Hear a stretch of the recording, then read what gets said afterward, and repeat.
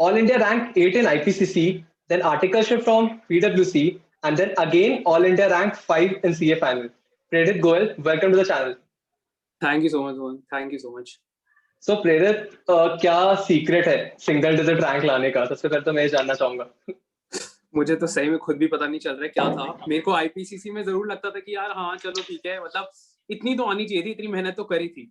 But CA final obviously मतलब all India rank 5 तो completely out of the blue है। मतलब मेरे को बिल्कुल भी वो नहीं था, आइडिया नहीं था। मुझे ये जरूर था कि अगर मैं पास हुआ तो मतलब कहीं ना कहीं रैंक बन जानी चाहिए, बिकॉज उतने मार्क्स बन जाएंगे। But all India rank 5, no idea, and it is completely surprising and मतलब कम्प्लीटली मतलब बहुत अच्छा है, बहुत अच्छी फीलिंग है। Prerit, how was that moment जब enter click किया and suddenly popped up All India rank 5? So यार बेसिकली जनरली सिर्फ टॉप 3 रैंक्स के पास आती है कॉल्स वगैरह, बट फॉर्चुनेटली एनआईआरसी में किसी की ना रैंक नहीं थी। मतलब मेरी टॉप रैंक है एनआईआरसी में, ऑल इंडिया रैंक मतलब ऑल इंडिया रैंक नहीं, एनआईआरसी में रैंक 1 है। सो मेरे को एक्चुअली कॉल आया था सेंट्रल काउंसिल मेंबर हंसराज चुग जी का। सो उनके मैं सो रहा था एक्चुअली और उनका कॉल आया एंड ही टोल्ड मी कि मेरी कोई रैंक वैंक है। सो पहले तो मेरे को यकीन ही नहीं हो रहा था हुई भी है, बिकॉज मैं नींदों में ऑलरेडी था। सो मैंने उनको बोला okay okay okay thank you so much. So and after I मतलब मैंने कॉल वॉल रख दी and after that I realise कि हाँ ऐसी कोई बात हुई है कि किसी ने मेरे को रैंक के लिए बोला है। So I called my father and he confirm कि हाँ उन्हीं का कॉल था। And you know because he is also CA so he knew him. So हाँ उन्होंने मेरे को कंफर्म करा कि हाँ आपकी ऑल इंडिया रैंक 5 आई है। फिर मैंने ऑनलाइन जाके चेक करा and you know it was like I was completely surprised, because मैं इतना ज्यादा एक्सपेक्ट नहीं कर रहा था। आई वाज लाइक यार पता नहीं पेपर इतने अच्छे नहीं गए हैं शायद से। सो बिल्कुल यार कंप्लीटली बहुत ज्यादा अच्छा, सरप्राइजिंग काफी ज्यादा था, बिकॉज इतना एक्सपेक्टेड नहीं था मेरे को बिल्कुल भी। लाइक हमेशा लाइफ में एक्सपेक्टेशन रही है कुछ ना कुछ कि यार इतना तो मिलना चाहिए था, इतना तो ये होना चाहिए था। But this time there were no expectations. तो अगर रिटर्न्स उसके बाद भी आ रहे हैं तो बहुत ही अच्छी फीलिंग है यार। Prerit, what was more special, IPCC का रैंक या फिर CA fan का रैंक? सीए फाइनल का यार डेफिनेटली मतलब दोनों चीजें हैं। बेसिकली एक तो रैंक ज्यादा बढ़ भी गई है, ठीक है, मतलब टॉप की तरफ बढ़ गए हैं, टॉप 5 में आ चुके हैं। सेकेंडली आईपीसीसी के अंदर ना कहीं ना कहीं पे एक्सपेक्टेशन जरूर थी कि यार रैंक आएगी आएगी और इतनी अच्छी आनी चाहिए रैंक। मतलब यू नो कि मतलब आई वाज पर्सनली एक्सपेक्टिंग कि यार टॉप 3 के अंदर तो बनी जाएगी। दिस टाइम यू नो मैंने अपने आप से कोई एक्सपेक्टेशन एज सच नहीं रखी थी कि यार मतलब चाहिए चाहिए। इट वाज मोर लाइक यार ठीक है बस पेपर हो जाए बस you know after all those postponements. तो मतलब हाँ तो बस ये एक्सपेक्टेशन थी यार। तो इसलिए डेफिनेटली सीए फाइनल की rank is above everything. So Prerit, let's start from your initial journey. ये CA की journey start कैसे हुई? So basically it is a very back story. So मतलब it's some incident happened and I realized you know मतलब in class 3 or 4 something कि you know what a CA मतलब what's the image of a CA, मतलब how much respect does he have, you know, when people get to know that your parents are a parent your father is a CA, so they have like ultimate respect for them. So when I saw that respect at that point of time I decided कि यार नहीं CA ही करनी है चाहे कुछ हो, ये respect मुझे भी चाहिए kind of चीज। So at that point of time मतलब उस वक्त तो समझ में भी नहीं आता कि सीए है क्या चीज, ठीक है, बट हाँ eight that point I decided and I have never look back after that. Okay, and how the journey unfold? So CPT ठीक चल रहा था, मतलब आईपीसीसी सही चल रही थी। आर्टिकलशिप के बाद समझ में आया कि एक्चुअली में हो क्या रहा है। So 3 साल basically, जब में आप पूरी काम जर्नी। करते हो तब आपको हाँ, ट्रू। तो आर्टिकलशिप के अंदर असली में समझ में आया, मतलब आईपीसीसी तक यू नो हमें ये लग रहा था कि मतलब यू नो हमको बहुत कुछ सीखने को मिल रहा है, मतलब यू नो बिकॉज सारे टॉपिक्स अलग थे, सब कुछ नई चीजें सीख रहे थे आप। क्लास 12 तक क्या होता है कहीं ना कहीं वही मतलब चीजें सिमिलरली चलती आ रही हैं। बट यू नो यहाँ पे आपको टैक्स देखने को मिलता है, लॉ देखने को मिलता है, और आपने ऐसा कुछ नहीं पढ़ा हुआ पहले, तो वो तो बहुत अच्छा लगता है। बट जब आप आर्टिकलशिप में आते हो, आपको जब चीजें धीरे धीरे समझने लगते हो, जब आप अपना स्कोप देखने लगते हो, और जब आपको चीजें समझ में आती है, रियलाइज होती है, सेटल डाउन होती है, तब थोड़ा सा समझ में आता है कि यार मतलब ठीक गति है, तो मतलब कुछ लेकर भी ऐसी गए। आसान सी चीज, हाँ कोई आसान सी चीज नहीं कर रहे हैं कि जो मजे मजे में मतलब हो जाएगी। So it was very nice, मतलब ऑल्दो मतलब बहुत डिफिकल्टीज भी आई, ऐसा नहीं कि मतलब सिर्फ सब कुछ ही बहुत हंसी मजाक में कट गया, बट इवेंचुअली एवरीथिंग मतलब after the result eventually everything you know sounds good. That's nice, Prerit. So Prerit, अगर preparation plan के बारे में बात किया जाए तो how you started after IPCC? How I started after IPCC? या So मतलब after आईपीसीसी my के pre रिजल्ट्स के बाद कब स्टार्ट किया आपने फाइनल का प्रिपरेशन, हाँ आर्टिकलशिप के sure फर्स्ट ईयर में या सेकेंड ईयर में? हाँ सो बेसिकली मतलब पहले तो यही होता है कि जैसे ही आप आते हो ना एवरीबॉडी टेल्स यू कि जैसे ही आपने स्टार्ट करी आर्टिकलशिप अभी आप पढ़ना स्टार्ट कर दो वरना आपका पढ़ाई का वो छूट जाएगा कि मतलब जैसे आप ये होते हैं ना हैबिट होती है बिकॉज क्लास 12 से पढ़ रहे हो सीपीटी के लिए पढ़ते हो फिर आप आईपीसीसी के लिए भी पढ़ रहे हो लगातार होता है वो सब कुछ बट आर्टिकलशिप के अंदर आके वो थोड़ा सा चीज हो जाती है कि आप पढ़ना छोड़ देते हो तो सबने ये जरूर बोला था कि फर्स्ट ईयर से स्टार्ट कर दो but because of some events और मतलब कुछ ऐसी सी चीजें मतलब मैंने किसी से क्लासेस भी ली थी फॉर एग्जांपल एसएमएम की बट कुछ समझ ही नहीं आया था जब क्लासेस ली तो पहली बार तो इसलिए मतलब अगर मैं सच में बताऊं तो मेरी फर्स्ट ईयर ऑफ आर्टिकलशिप पे तो कोई भी क्लास स्टार्ट नहीं हुई थी एक्चुअली सो फर्स्ट ईयर के बिल्कुल एंड में आई गेस अराउंड अगस्त सितंबर सो मतलब मेरी स्टार्टिंग हुई थी सितंबर 17 से सो अराउंड अगस्त 18 मतलब मैंने क्लासेस पहली क्लास ली थी अपनी एफआर की प्रवीण शर्मा सर से उसके बाद जर्नी स्टार्ट हुई मतलब आप बोल सकते हो कि कि लोग कहते हैं कि अगर जिन्होंने पहले फर्स्ट ईयर ऑफ आर्टिकलशिप में नहीं पढ़ा वो कुछ नहीं कर पाते ऐसा नहीं है मैं बिल्कुल भी नहीं मानता बल्कि even if I suggest to someone I suggest कि यार आप अपने सेकंड ईयर ऑफ आर्टिकलशिप के साथ ही स्टार्ट करो अनटिल अनलेस आपका कोई आईपीसीसी का कोई ग्रुप बाकी है एटसेट्रा तो ऐसा कुछ दिक्कत है तो अलग सिनेरियोज हैं otherwise you start from second year of articleship और एक तो इसमें ये भी हेल्प होता है, आपको क्लैरिटी आ जाती है फर्स्ट ईयर के बाद। हाँ बिल्कुल नहीं फर्स्ट ईयर के अंदर ना एक्चुअली मेरा पर्सनल जो मानना है वो ये है कि जो आपको एक साल मिलता है ना आपको वो चीजें रियलाइज करने के लिए चाहिए होता है मतलब एक तो आप पहले पार्टी करो बिकॉज आपकी आईपीसीसी क्लियर हुई है तो आप जितनी पार्टी कर सकते हो करो करो एक साल के अंदर दूसरा आर्टिकलशिप के अराउंड आप चीजें समझने की कोशिश करो बेसिकली क्योंकि आप जिस भी फील्ड में जा रहे हो आप चीजों को समझो कि वहां पे क्या हो रहा है और काम को समझने की कोशिश करो ज्यादा और जितना ज्यादा काम कर सकते हो करो बेसिकली आई बिलीव कि फर्स्ट ईयर मतलब in the first 2 years of articleship whatever you can do before going for exam leaves and before actually studying for the exams आप जितना काम कर सकते हो करो यार मतलब it really helps a lot so yeah सो प्रेरित, बाकी सब्जेक्ट्स का क्या स्ट्रैटेजी था आपका अदर देन एफआर?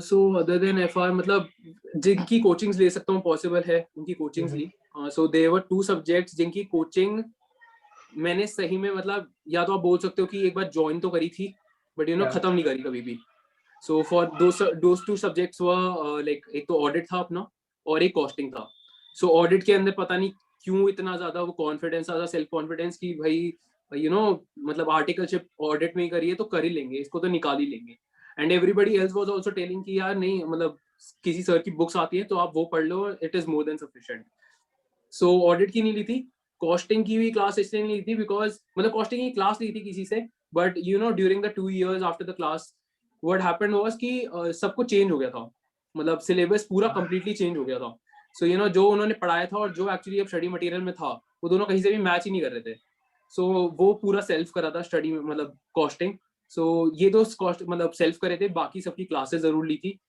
और एज एन स्ट्रैटेजी आप किसके लिए पूछ रहे हो मतलब ड्यूरिंग द आर्टिकलशिप और एग्जाम वीक्स तो सब्जेक्ट वाइज स्ट्रैटेजी। हाँ ठीक है फाइन सो बेसिकली एक तो एफआर के अंदर तो बहुत सिंपल है कि generally people what people do is कि कॉस्टिंग एसएफएम एंड एफआर इन तीनों की कोचिंग के लिए सबसे पहले जाते हैं एंड इवन आई सजेस्ट कि आपको जाना भी चाहिए बिकॉज इन 3 सब्जेक्ट्स के अंदर जनरली ऐसा देखा जाता था कि अमेंडमेंट्स कोई भी नहीं होगी आज सच सो अगर होंगी भी तो वो बहुत ईजी होंगी उनको काउंटर करना and to actually learn about it so आप लेने चले जाओ कोई दिक्कत नहीं है बट व्हाट हैपेंस इज कि people go in the first year of articleship और initial year of second year of articleship but what happens is कि जब तक आपके पेपर आते हैं ना जब तक आपकी एग्जाम लीव्स आती हैं तब तक आप सब कुछ भूल चुके होते हैं आपको ये भी याद नहीं रहता कि मतलब क्या पढ़ा मतलब टॉपिक्स क्या थे चैप्टर के नेम क्या था आपको वो भी याद नहीं रहता सो मेरा सजेशन ये है कि जब आप एग्जाम लीव्स पे जाने वाले हो उससे at least 3 to 4 months back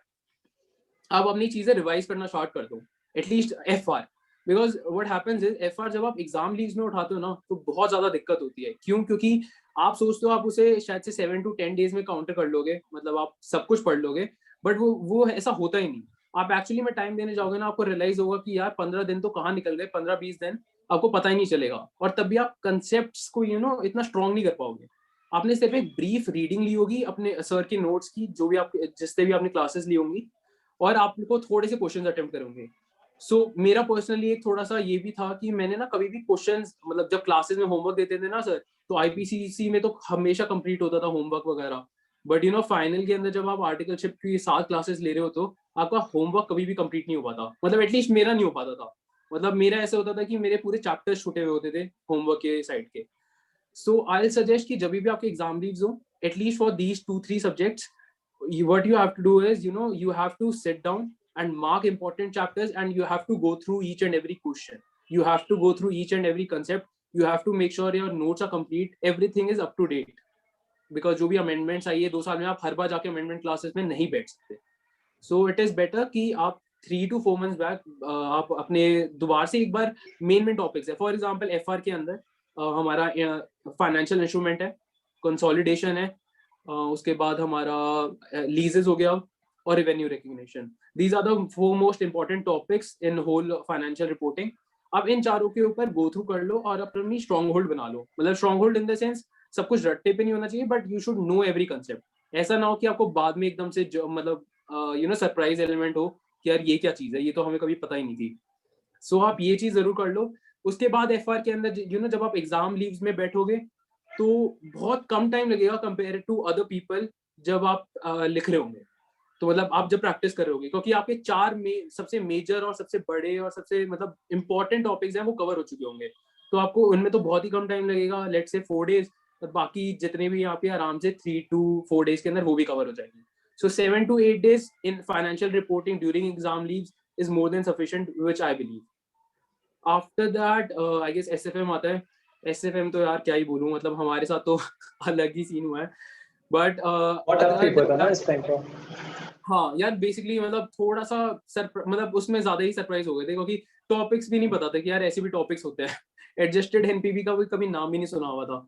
so basically SFM में मैंने क्या करा था मैं आपको ये बता देता हूँ, बाकी आपकी जो भी अप्रोच रहे वो आप मतलब बेसिकली आप, क्योंकि पैटर्न चेंज हो गया और क्वेश्चंस भी नए ऐड हुए तो वो आपको खुद देखना पड़ेगा। But what I did was is कि जितने भी क्वेश्चंस हैं, मतलब मैंने जिनकी भी बुक से करा है, मैं वो सारे के सारे क्वेश्चंस एक बार अपने हैंड्स प्रैक्टिस कर लूं उन सारे क्वेश्चंस पे, जैसे कि कोई ऐसा ना हो कि बिल्कुल, because SFM is one of the subjects which I used to believe was the most scoring, was the easiest, and doesn't require much practice at all. So अगर आप एक बार सारे क्वेश्चंस भी कर लेते हो एंड यू मार्क क्वेश्चंस कि यार ये दोबारा से देखना पड़ेगा, और कि ये थोड़ा सा डिफिकल्ट टाइप है, और if this question covers all the topics from that related topic, तो उस क्वेश्चन को आप मार्क कर लोगे तो आपको बहुत कम टाइम लगेगा एसएफएम करने के अंदर।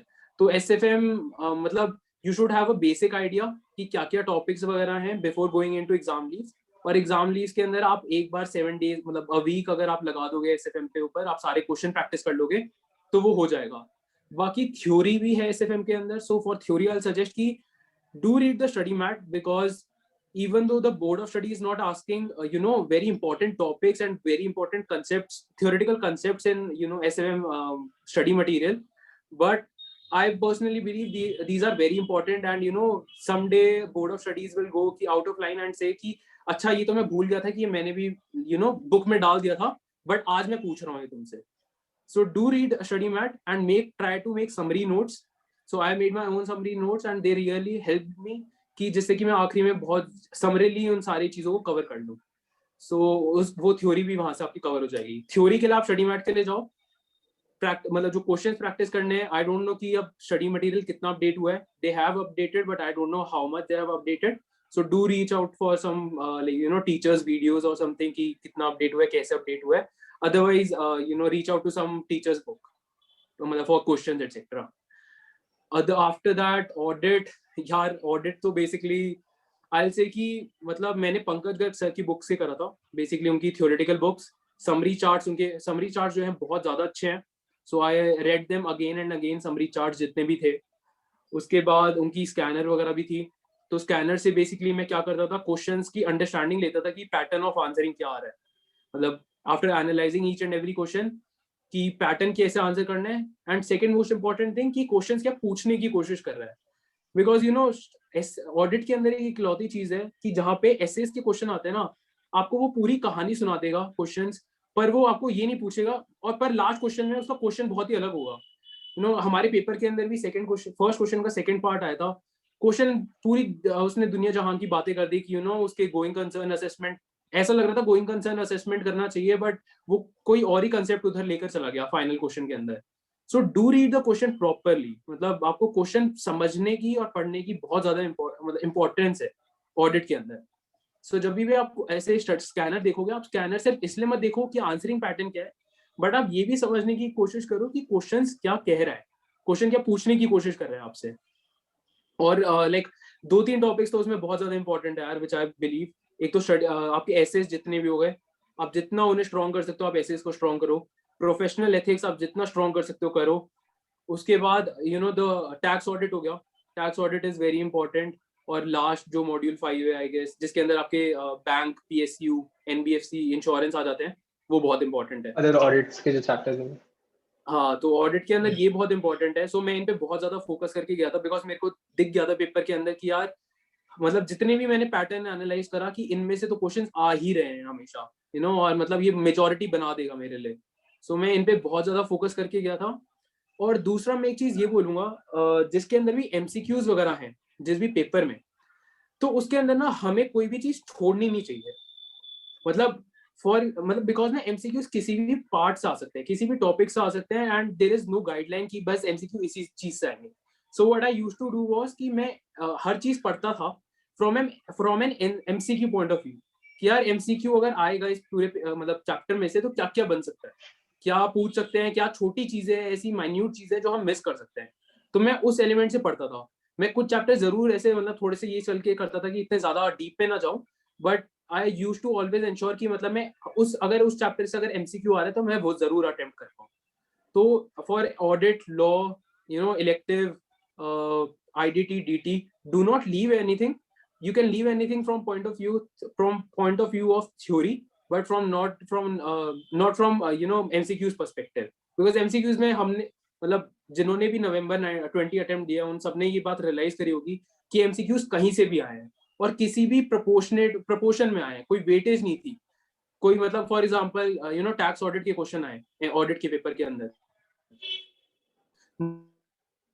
पूरी टर्म में अंदर 6 मार्क्स ऊपर के टैक्स ऑडिट का वो ही नहीं था, पर आपका 9 मार्क्स का कंपलसरी में आ गया। बेसिकली मैं एमसीक्यू को कंपलसरी मानता हूँ।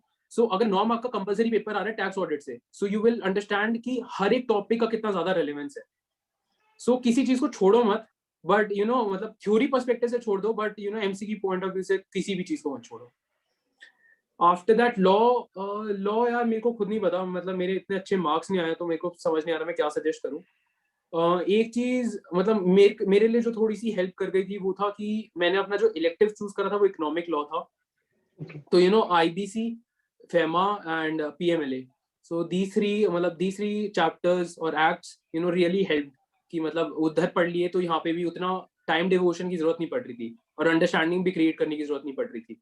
सो वो चीज बहुत हेल्प करी। और बाकी मेरे को लगता है कंपनी में इकोनॉमिक्स लॉस का पेपर कैसे था? इकोनॉमिक लॉ का पेपर यार एमसीक्यूज बहुत ज्यादा आसान थे। एमसीक्यूज मतलब ऐसा था कि कट टू कट, मतलब ऐसा लग रहा था कि बुक से आ गए हैं। मतलब इट वाज लाइक कि प्रॉपर एक्ट की लैंग्वेज उठा के, एक्ट या प्रोविजन की लैंग्वेज उठा के क्वेश्चंस पूछ रखे हैं। तो अगर किसी को पता चल गया वो क्वेश्चन कहाँ पर, मतलब वो प्रोविजन कहाँ लिखा हुआ है, सो ही नोज एवरीथिंग। अदरवाइज मतलब जो थ्योरी भी काफी आसान थी कंपेरेटिवली, बट हाँ 3-4 क्वेश्चंस थे जो कि मतलब जिन्होंने मतलब थोड़ा सा डिस्टर्ब करा। Otherwise, result would have been much better. Okay. And coming on the DT and IDT. DT and IDT, DT यार भवर पुराना सर से क्लास ली थी, तो बेसिकली उनकी कॉम्पैक्ट और अपने नोट्स और स्टडी मैट।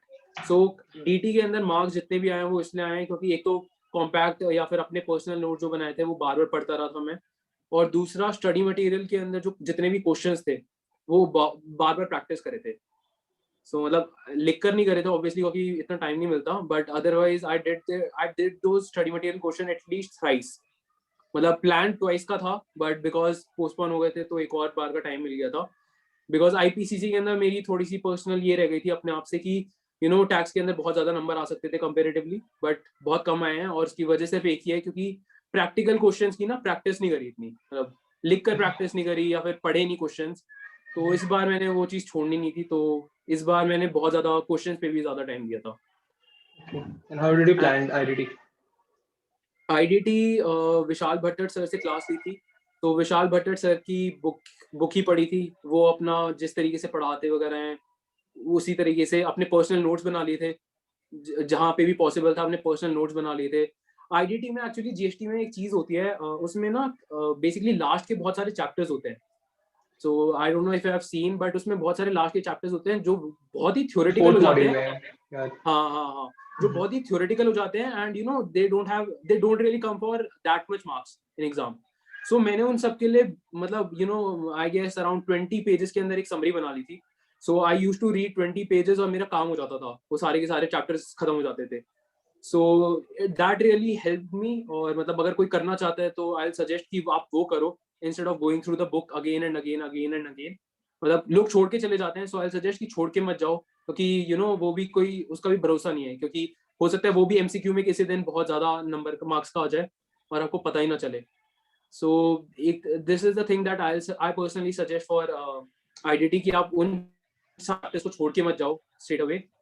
उसके बाद बाकी सर के कंसेप्ट अच्छे थे। सर की जो बुक्स उन्होंने दी थी, मतलब like for example questioner books, मैंने उन्हीं को रेफर करा था पर्सनली। तो क्वेश्चनर बुक्स उनकी बहुत ज्यादा डिटेल्ड और बहुत सारे क्वेश्चंस कवर्ड थे उसमें।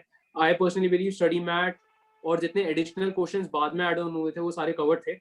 सो उससे काफी ज्यादा हेल्प हुई थी, उसमें मार्क कर लिए थे क्वेश्चंस। यू नो ये तो बहुत ही बेसिक स्ट्रैटेजी है कि आप पहली बार जब पढ़ रहे हो तो आप मार्क कर लो क्वेश्चंस। मतलब I guess everybody will be knowing that कि आप पहले मार्क कर लो क्वेश्चंस और उसके बाद फिर आप यू नो करते रहो। आप फिर उसके बाद मार्क करके अगली बार सिर्फ सेकंड रिवीजन में सिर्फ वो वाले क्वेश्चंस पढ़ लो। सो आई डिड दैट। और उसके बाद उसके अलावा आई डोंट नो, एक चीज और बोलूंगा, एफटीपी कोई नहीं पढ़ता, foreign trade policy. I read it from the perspective of, you know, from the perspective of knowledge only, and that really helped because जब हमारे MCQs आए थे तो MCQs में I guess 3 to 4 marks सिर्फ और सिर्फ उससे थे। So you know MCQs is a compulsory part, तो आप उसमें छोड़ नहीं सकते। तो अगर 3 से 4 मार्क जहां तक अभी तक से ऑप्शनल होकर आ रहा था वो एकदम से यू नो कंपलसरी होकर आ गया आपके पास पार्ट, तो वो काफी सरप्राइजिंग था काफी लोगों के लिए। तो जिसने भी एफटीपी पढ़ी होगी उनसे वो क्वेश्चंस हो गए होंगे एमसीक्यू वाले, अदरवाइज वो नहीं होंगे। So do not skip FTP just because you know it is you know not relevant और you know it is very lengthy और नॉट स्कोरिंग, बिकॉज आपको कुछ नहीं पता होता। जैसे एमसीक्यूज हमारे आ गए आपके भी आ सकते हैं और हो सकता है 2-2 नंबर के आ जाए, तो इसलिए do read FTP also. And प्रेडित उसके बाद फिर नोटिफिकेशन पे नोटिफिकेशन, एग्जाम्स कैंसलेशन, उसको कैसे मैनेज किया आपने? या मैं तो पढ़ना छोड़ दिया था, मैं बहुत फ्रैंकली बता रहा हूँ। लोग मानते नहीं इन चीजों को, बट मैं तो जब पहली बार हुआ तो हम लोगों ने ये डिसाइड करा नहीं भाई अब तो एक्स्ट्रा पढ़ेंगे और यू नो रैंक की तैयारी करेंगे बिल्कुल। ओके। जब सबसे पहली बार हुआ था मार्च के अंदर, बट जब 1-2 दिन चले गए फिर सबका कॉल आ गया था भाई पढ़ाई हो रही है नहीं हो रही बट यू नो उस वक्त बिल्कुल भी पढ़ाई नहीं हो पाई थी। और जून में फिर सॉरी मई के अंदर दोबारा से पढ़ना चालू करा था। मतलब पहले दिन ही किताब ही उठाई थी तो दोबारा से नोटिफिकेशन आ गई थी कि दोबारा से पोस्टपोन हो गए हैं जुलाई के अंदर। तो फिर उस वक्त भी कुछ पढ़ाई नहीं करी, फिर जून मिड में आके पढ़ाई चालू करी थी। ऑडिट और लॉ उठाए थे, उस वक्त बहुत डिफिकल्ट लग रहा था वही कि पता नहीं कैसे पास होंगे, बिकॉज यू नो बहुत टाइम हो गया था पढ़े हुए भी एक्चुअली। तो उस वक्त भी फिर बाय चांस की बात है वो भी पोस्टपोन हो गए एग्जाम्स। उसके बाद फिर 2 महीने की आर्टिकलशिप कंप्लीट करनी पड़ी थी, ऑफिस जाना, मतलब ऑफिस तो नहीं पर घर से भी काम जो भी था। सो उस वक्त भी पढ़ाई नहीं हो पाई थी, बट फिर सितंबर से फिर प्रॉपर बैठ के पढ़ाई करनी चालू करी थी कि यार अब ठीक है जो हो गया। बट मतलब बेसिकली मैं एक चीज जरूर करना चाहूंगा, लोगों को लगता है कि यू नो जिनका मे अटेम्प्ट था वो बहुत ज्यादा एडवांटेज पे थे, बट ऐसा नहीं है। हम लोग एडवांटेज पे इसलिए नहीं थे बिकॉज जब आपके पास 2 महीने की लीव्स होती है ना तब आप कुछ नहीं कर सकते। आप कोई भी सब्जेक्ट दोबारा से रीस्टार्ट नहीं कर सकते। मतलब for example I personally believe कि अगर 1-2 सब्जेक्ट्स शायद से मैंने अगर स्क्रैच से दोबारा से स्टार्ट कर सकता था मैं, इफ आई न्यू किया मेरे पास 4-5 महीने हैं, but when there are only 2 months left what you have to do is you have to revise again and again. So even though I wasted time, but you know in spite of people saying कि यार आपके पास दोबारा से time था, आप दोबारा से scratch से स्टार्ट कर सकते थे, you could have scored much better, तो वो चीज ऐसी नहीं है बिल्कुल भी यार। So you know May, like I personally believe कि May 20 was at a certain disadvantage. So and मतलब तो इसलिए ये जरूर मैं मानता हूँ। बाकी यार आई गेस जो लास्ट पोस्टपोनमेंट हुई थी नवंबर अक्टूबर के अंदर, वो that I personally believe for me personally that was a boon. और मतलब मैंने उसका पूरा फुल यूटिलाइजेशन करा उस 20 एक्स्ट्रा डेज का from giving mock tests and preparing, मतलब to make sure कि आखिरी में सब कुछ prepared है. So दिक्कत काफी हुई थी जब बार बार पोस्टपोन का आ रहा था, तो हमें ऐसा भी लग रहा था यार मतलब सीए मतलब बोर्ड ऑफ स्टडीज या फिर एग्जामिनेशन डिपार्टमेंट क्यों डिसीजन नहीं ले पा रहा है. बट थैंकफुली मतलब थैंक्स टू देम आल्सो कि एट लास्ट उन्होंने करवा भी the exam when everybody else was in a doubt, but board of study wasn't. At least examination department and the central council members were not in a doubt. So really thankful to them also. And finally you can November and then now. Then yeah, मतलब ऐसा सही में मतलब exams तो बहुत ही गंदे जा रहे थे, so but thankfully रिजल्ट बहुत ज्यादा अच्छा आ गया. And प्रेरित आपने कोई मॉक्स दिया था एग्जाम से पहले? हाँ, मैंने मॉक्स ऐसे किसी टेस्ट सीरीज वगैरह ज्वाइन नहीं करी थी, क्योंकि उतना ना उस वक्त पहले ना स्टार्टिंग में बहुत ज्यादा लगता है कि यार मॉक टेस्ट की मतलब ऐसी कोई टेस्ट सीरीज वगैरह ज्वाइन कर लो. बट जब आप इवेंचुअली पढ़ना स्टार्ट करते हो ना, तब आपको रियलाइज होता है कि यार ये टेस्ट सीरीज वगैरह तो तब पढ़ करेंगे जब जब तैयारी भी होगी. सो उस वक्त उतनी तैयारी नहीं थी, तो इसलिए टेस्ट सीरीज ज्वाइन नहीं करी. बट आई गेव आईसीआई ने जो भी मॉक टेस्ट अपने ऑनलाइन डाले थे, मतलब for May attempt also and for November attempt also, so मैंने दोनों अटेम्प्ट करने की कोशिश करी थी. एंड आई पर्सनली बिलीव कि आपको दो मॉक टेस्ट देने चाहिए. So for example if ICAI is coming out with one mock test, you should definitely try for try and find out कि जो भी अच्छा चल रहा है and whosoever judges you better, or even if if there is no one else to judge you, you will have to judge yourself also. Sometimes you will have to check your own marks and you will have to check whether your strategy is good or not. So try to give 2 mock tests and not just one. So join some test series if that's possible, and if ICI comes out with another mock test, that's a blessing too, because ICI जिस pattern पे mock test निकालेगा, you can have a better understanding, I believe, कि exam papers किस pattern पे आने वाले हैं. सो for example हमारे टाइम पे जब हमें दिखा था कि नवंबर अटेम्प्ट के मॉक टेस्ट जो हैं वो कितने डिफिकल्ट सेट हो रहे थे, तो वी वर मेंटली प्रिपेयर्ड कि यार मतलब पेपर्स इतने नॉर्मल नहीं आएंगे. सो if it's possible give 2 attempts, and सिर्फ इससे एक चीज नहीं होती, सिर्फ आपकी आंसर राइटिंग चेक नहीं होती, आपकी स्ट्रेटजीज भी चेक होती है. आई पर्सनली बिलीव क्योंकि मैं बहुत डिफरेंट स्ट्रेटजीज के साथ जाने वाला था एग्जाम्स के अंदर, और मतलब मेरी स्ट्रेटजीज कंप्लीटली चेंज हो गई after giving the first mock test and after giving the second mock test. For example I will tell कि एक चीज के बारे में ना कोई भी बात नहीं करता. आई हैवंट सीन एवर, मतलब nobody told me this also, ठीक है. This is what I realised from my first mock test, कि आप पेपर्स नहीं कंप्लीट कर पाते यार बिल्कुल भी टाइम पे. मतलब वी हैव अ हैबिट कि class 12th IPCC, not saying कि जो नहीं उसमें भी कंप्लीट नहीं कर पाते थे, but I was one of the person की जिसके हमेशा 2.5 घंटे में 2 और 45 मिनट्स में पेपर हमेशा कंप्लीट हो जाते थे. But for the first time in my life, you can mention any reason for that matter, but for the first time I realised कि पेपर पूरे कंप्लीट नहीं हो सकते. You can not attempt 100% of the paper. If you do, that's a very good thing, that's a very very good thing, but I understood कि यार papers 100% complete नहीं हो सकते. So I changed my strategy and I told myself कि I told myself and I convinced myself कि यार मैं 100% paper attempt करने नहीं जा रहा हूँ. मैं if I'm able to attempt 92 to 96% also, I should be really happy.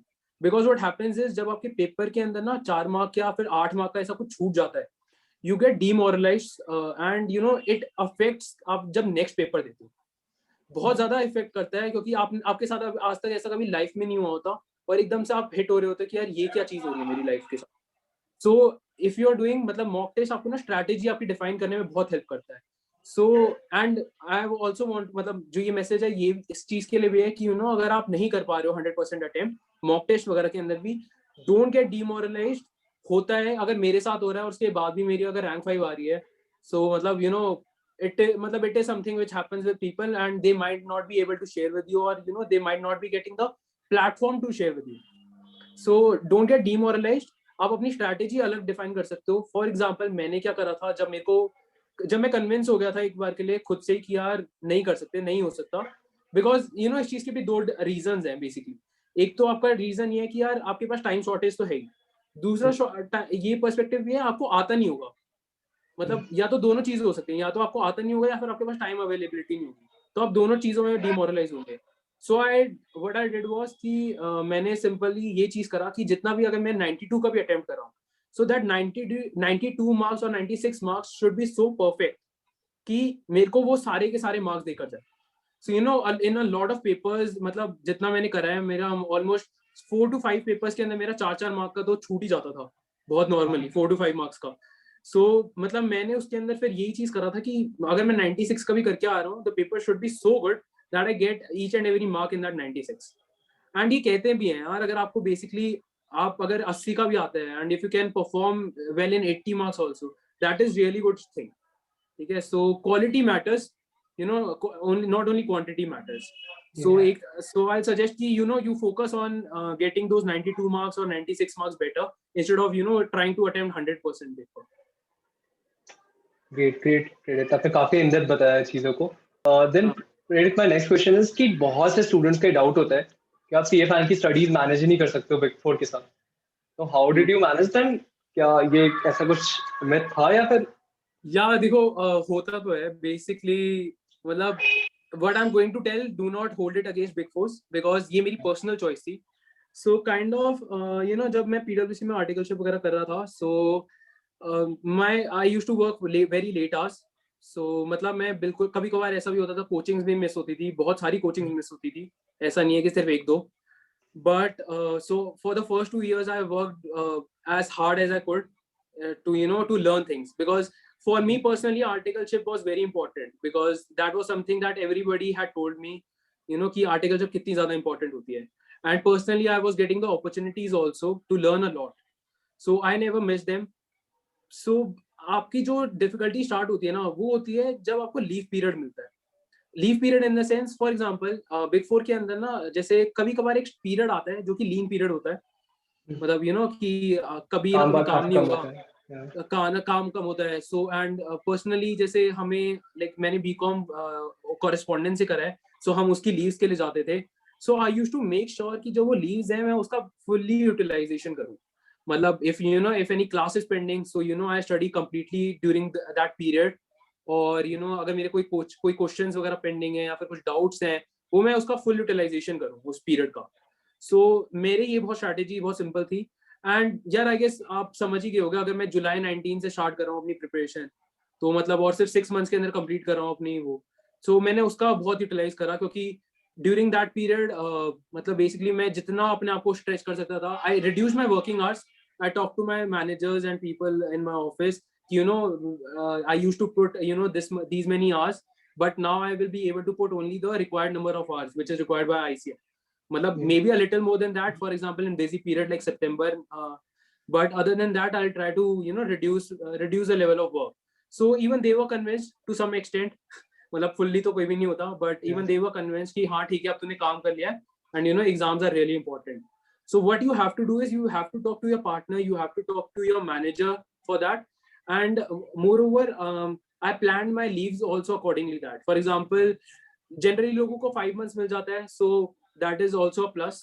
So और मतलब हमें 4 months ही मिलता था PwC में, so 5 months मिलता है. एक तो आपका महीना एडिशनल हो ही गया. उसके बाद जब आप GMCS और एडवांस ITT वगैरह लेते हो, so plan them as such कि जिससे आपको रियली हेल्प हो कि मतलब आपको स्टडीज वगैरह में. So plan it near the end of second year. So आपको वो 2 महीने का जो एडिशनल, मतलब 2 महीने नहीं, 1.5 months का, 1.5 months वगैरह का जो भी एडिशनल बेनिफिट मिल सकता है, आप उसको यूटिलाइज जरूर करो for to finish off classes etcetera, something like that. So बहुत डिफिकल्ट है, मतलब डिफिकल्ट है no doubt, but it is not something that can not be managed. And even प्रेरित, अभी काफी अच्छा है, कोविड की वजह से काफी क्लासेस ऑनलाइन हो गए. Now you have the access of pen drives and all. बिल्कुल. So I personally took only 2 classes during the, मतलब ऐसे फिजिकली जाके, एक तो BV सर की DT के लिए एंड प्रवीण शर्मा सर की FR के लिए. Other than that, every other 4 classes I have seen on pen drives only. So yeah, pen drive is very good, but यार pen drive में I personally believe कि एक नेगेटिव भी है, जैसे मेरे जैसे लोगों के लिए जिनको होमवर्क करना पसंद नहीं है. पहले तो बहुत होता था, बट अब मेरी लाइफ में वो चीज आ गया. एंड people ask me कि यार तू कैसे ऐसा हो गया. But when you have so much work to do ना big fours वगैरह में, तो there is some compromises. So हाँ, तो ऑनलाइन के अंदर ना बस ये दिक्कत है कि आप अपना होमवर्क कभी भी कंप्लीट नहीं करते. So if it is possible, do go for physical coachings. ठीक है, I don't know कि अभी क्या चल रहा है क्या नहीं चल रहा. Do go for physical, and when you interact with people, when people are sitting beside you, so you tend to get focused on things. Yeah. So try to do physical coachings. If it's not possible, then obviously online coachings are a boom. प्रेरित, मैं ये जानना चाहूंगा कि what do you think कि आपकी तरफ से क्या ऐसा स्पेशल कुछ चीजें मतलब एडिशंस हुए जो मतलब you scored a rank in IPCC as well as in final, कुछ ऐसा सीक्रेट या फिर कुछ ऐसे अलग से टेक्निक्स? यार एक चीज तो मेरे को बहुत पसंद है, मेरे को कम टाइम पसंद है। मेरे को ना, मुझे बिल्कुल भी ये पसंद नहीं है कि मेरे को ज्यादा टाइम मिले, बिकॉज ज्यादा टाइम से क्या होता है, लीनियंसी आ जाती है हर चीज में करते वक्त, मुझे ऐसा लगता है। So for example in IPCC I had actually 30 days to prepare, मतलब when the coaching finished, not that I was doing something on that, but from when the coaching ended, I just had 30 days. So मेरे को कम time बहुत पसंद है, so you know, अगर क्योंकि कम time में ना फोकस कर पाता हूँ चीजों पे कि यार इस चीज पे इतना एफर्ट डालना है, इस चीज पे इतना एफर्ट डालना है, वरना एंड्यू एफर्ट डलता रहता है गलत चीजों पे। तो that was a plus for me, and specially मतलब सीए फाइनल में भी ऐसी पोजीशन आ गई थी। For example I just had 45 days before the exam when I cut off my social media and newspaper etc. तो मेरे पास सिर्फ एक्चुअली में मेरे को सिर्फ 45 days का था कि यार इस 45 days में मुझे जो कर सकता हूँ मैं वो करूंगा, अपना बेस्ट दूंगा बेसिकली काइंड ऑफ। सो एक चीज तो वो मेरे को बहुत सही लगी कि मेरे पास कम टाइम था, and that's why I could do it. Second thing is कि जो यार बेसिकली एक तो सोशल मीडिया यार बहुत बेकार चीज है, मतलब यार एग्जाम्स के टाइम में लगता जरूर है कि you are missing out, but otherwise बहुत ज्यादा डिफिकल्टीज हैं इस चीज के अंदर। और एक दो चीज के लिए और भी बोलूंगा, एक तो यार मेरी लाइफ में ना पहले यूट्यूब नहीं था बिल्कुल भी, यूट्यूब की इतनी गंदी आदत लग गई है ना, बिकॉज आईपीसीसी के टाइम तक इतना ज्यादा यूट्यूब पे इन्वॉल्व नहीं था, उस वक्त इतना ज्यादा कंटेंट भी नहीं आता था, कंटेंट ही नहीं था उस टाइम, कंटेंट नहीं था एग्जैक्टली। अब इतना आज के टाइम पे इतना ज्यादा कंटेंट हो गया, इतनी ज्यादा सीरीज वगैरह सब कुछ चालू कर रखी है ना हमने, तो वो यूट्यूब छोड़ना बहुत मुश्किल हो जाता है। So I left YouTube. Second of all, मैं गाने बहुत कम सुनता था, तो गाने के अंदर बेसिकली आप जितना गानों को, मेरे को अब समझ में आया ये बात में, पहले तो मुझे भी लग रहा था कि प्रैक्टिकल सब्जेक्ट करते वक्त गाने बहुत सही चीज है यार, मतलब कंसंट्रेशन सा बना रहता है, अपने आप को ही झूठ बोल रहे थे हम बेसिकली। तो गाने भी यार बहुत ही गंदी चीज है। आई पर्सनली बिलीव कि आप गाने भी अगर छोड़ सकते हो तो छोड़ दो, बिकॉज कल ना परसों कोई ना कोई नया गाना आता रहेगा, और वो गाना पेपर में भी चल गया ना अगर आपके दिमाग में, आप तो करें। आई पर्सनली बिलीव दैट। और अगर आप न्यूज भी छोड़ सकते हो, मतलब आई नो कि मैं बहुत सारी चीजें छुटवा रहा हूँ, बट मैंने पर्सनली, मेरे को न्यूज़पेपर की बहुत ज्यादा आदत लग गई थी पढ़ने की। तो अगर आप न्यूज भी छोड़ सकते हो, to basically you have to create an atmosphere जहाँ पे सीए के सब्जेक्ट्स ही आपके लिए सब कुछ। जब तक आप वो एटमोसफियर नहीं क्रिएट कर देते ना, आपके लिए बहुत डिफिकल्ट होगा to concentrate on things, because because आपका मतलब आपका वो होता है ना कि मतलब यार ये भी कर लेता हूँ, अच्छा देखो वो भी ये चीज भी कर रहा है, कोई नई चीज एटसेट्रा, तो वो बार बार मन करता रहेगा। So if it's possible, cut down on all those things कि मतलब दोस्तों के साथ जाना, मतलब not during the initial 1 or 2 months of your leave, but at least I will say कि 2 months before your exam start. So yeah, and one more thing I will say is कि यार ये मेरे से बहुत बड़ी गलती हो गई थी, सो आई सजेस्ट कि मतलब सबको मैं बता के रखूं। आप जैसे अगर आपकी 4 months की एग्जाम्स लीव है, 5 months की एग्जाम्स लीव है, या फिर 3 months की जैसे भी हैं, आप उससे पहले ना at least 4 to 5 months before your exams leave start और समथिंग लाइक दैट, आप एक हफ्ते का ना बहुत कूल डाउन होके, मतलब जितना पार्टी करनी है आपको, जो करना है आप करो, don't even look at books, because what happens is आप इतने ज्यादा उस चीज के अंदर बाद में इरिटेट होने लग जाते हो ना उन चीजों से, बिकॉज आपको एक ही चीज आप बार बार चीज कर रहे हो और आपको एंजॉय कर रहे हो, काफी टाइम हो चुका होता है, सो आप फ्रस्ट्रेट हो चुके होते चीजों से। So if it's possible, have a cool week for at least 4 to 5 months before the exams. It will really help you out. So Prerit, my next question would be about your future plans. अब क्या करना है? CA final का rank आ गया, next क्या? So there are 3 things online. First is job, obviously. ठीक है, जितनी मतलब अच्छी जॉब मिलती है एंड गुड जॉब प्रोफाइल, तो definitely job. Second is practice. Practice is kind of sounding difficult due to COVID, etc. And the third is study further. Study anything in some line. So haven't decided which line, or from where to study or what to study exactly. But it is there on the table. So I'm still finding out कि मतलब क्या करना है exactly. सोचा था मतलब result आते ही कर दूंगा, but it has taken a week, मतलब I think it will take more than a week right now to settle down and come back to realizing कि यार क्या करना है exactly लाइफ में, आगे बताओ, अब हो गया enjoy. So Prerit, I am done with my questions now. Any last advice for juniors जिनके भी Last एग्जाम्स advice क्लियर नहीं हुए या फिर? sure. So यार एक चीज मेरे को अपने एग्जाम्स में, जो मैंने एग्जाम्स देते हुए जो मेरे को बहुत समझ में आई और जो मेरे को एक लगा कि दूसरे लोगों को पता होनी चाहिए चीज. So people panicked after SFM exams. So I'll say कि even I panicked. That's not something that I'm not going to lie to you. I panicked, but I asked myself relevant questions at that period of time, at that point of time. कि यार मैं क्या कर सकता हूँ, मेरे पास क्या options available क्या है? Do I opt out right now and go for January exam? So fine. So वो चीज मेरे को सुनने में बहुत अच्छी लग रही है, but what are the chances कि मतलब आप उसके अंदर भी अच्छा कर दोगे? So and if SFM comes easy, what is the possibility कि कोई और पेपर डिफिकल्ट ना आ जाए और वो आपसे बिल्कुल भी हो भी ना. So there's one question that I asked and there's another question that I asked myself कि what could have मतलब मैं इतना अगले 1-1.5 महीने में क्या कर सकता था ऐसा एक्स्ट्रा कि मैं ये पेपर कर पाता जो पेपर आया था. एंड द आंसर वाज कि कुछ भी नहीं कर पाता यार, पेपर तब भी उतना ही डिफिकल्ट लगने वाला था मुझे. So extra asking for extra time always is not a good option. ठीक है.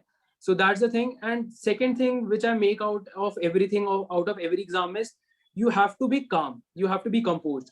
So basically SFM का भी पेपर डिफिकल्ट आया था ग्रुप 1 के अंदर एंड IDT का भी पेपर डिफिकल्ट आया था ग्रुप 2 के अंदर. Although RM का भी आया था but I didn't select RM, तो I cannot say anything about that. Okay. So what I realized was there was a very great difference. There was a major difference कि उन दोनों के अंदर मार्क्स के अंदर इतना डिफरेंस क्यों दिख रहा है. There's I guess 14 to 15 marks difference. So वो difference इसलिए because SFM के पेपर के अंदर when I saw the paper I lost control कि मतलब मैं पैनिक कर गया बहुत ज्यादा कि यार कि कौन सा क्वेश्चन करूं, कौन सा क्वेश्चन छोड़ूं, मेरे को तो कुछ भी नहीं आ रहा है, एक्सेट्रा एक्सेट्रा. मतलब ठीक है सब में 4-4 8-8 मार्क्स का क्वेश्चन तो आता है but I can not pull it off to another 14 marks और 16 मार्क्स और 20 marks. So I panicked over there. IDT के पेपर में भी कुछ भी समझ नहीं आया ना. उसके एमसीक्यू समझ में आ रहे थे बिकॉज 2 मार्क्स के जो एमसीक्यूज पूछे हुए थे वो समझ नहीं आ रहे थे. Every answer used to seem like same कि यार इसका तो कोई भी ऑप्शन हो सकता है. पूरे पेपर के अंदर टॉपिक्स मतलब क्वेश्चन समझ नहीं आ रहे थे. But one thing I did good in IDT was I didn't panic. I told my self कि ठीक है जो हो रहा है कोई बात नहीं.